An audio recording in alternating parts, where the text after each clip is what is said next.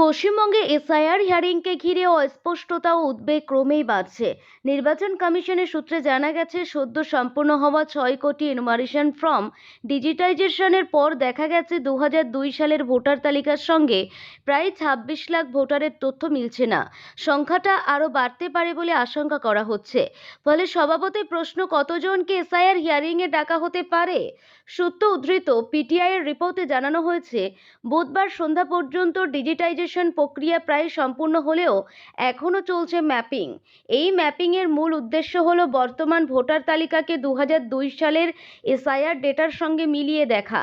যেহেতু 2002 সালে শেষবার এসআইআর হয়েছিল, তাই সেই বছরটিকেই বেশ লাইন হিসাবে ধরা হয়েছে।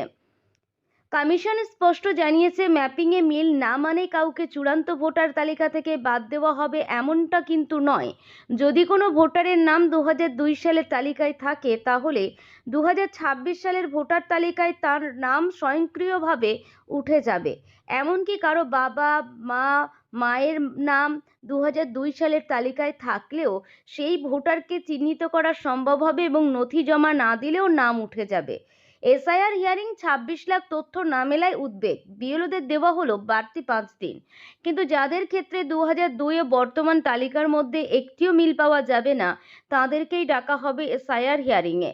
সেক্ষেত্রে প্রামাণ্য নথি জমা দিতে হবে। নথি নিয়ম অনুসারে গ্রহণযোগ্য হলে নাম থাকবে 2026 সালের তালিকায়, না হলে নাম বাদ যাওয়ার আশঙ্কা থেকেই যাচ্ছে।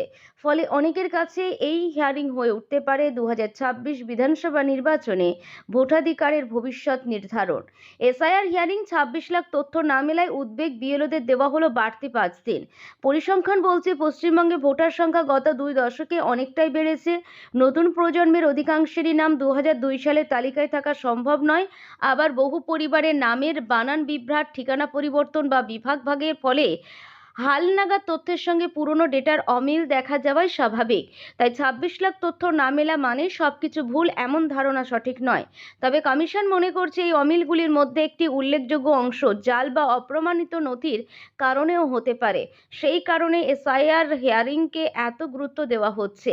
এর মধ্যে বুথ লেভেল অফিসার বড় সমস্যায় পড়েছিলেন। কয়েকদিন আগে তাদের অ্যাপ থেকে এডিট অপশন সরিয়ে দেওয়া হয়েছিল, ফলে কোনো ভুল তথ্য সংশোধন করতে পারছিলেন না।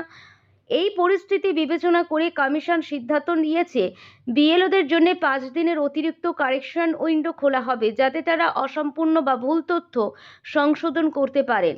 এই পদক্ষেপে এসআইআর প্রক্রিয়ায় স্বচ্ছতা বজায় রাখার ক্ষেত্রে অত্যন্ত গুরুত্বপূর্ণ হিসাবে দেখা হচ্ছে।